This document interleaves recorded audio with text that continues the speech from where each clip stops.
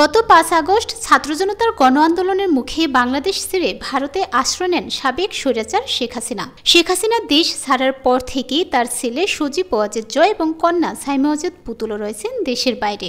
এবার সাইমা ওয়াজেদ পুতুলের গত ২৭ আগস্টে তার নাচের ভিডিও সোশ্যাল মিডিয়ায় পোস্ট করেন সাংবাদিক জুলকারনাইন শায়ের। পোস্টে জুলকারনাইন ২ মিনিট ৩২ সেকেন্ডের ভিডিও পোস্ট করে ক্যাপশনে লিখেন, নাচটা ঠিক পছন্দ হইল না।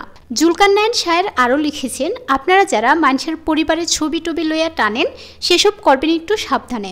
কনসিকোয়েন্স বললে একটা ব্যাপার কিন্তু আছে, বেশি কুল হইতে গিয়া নিজের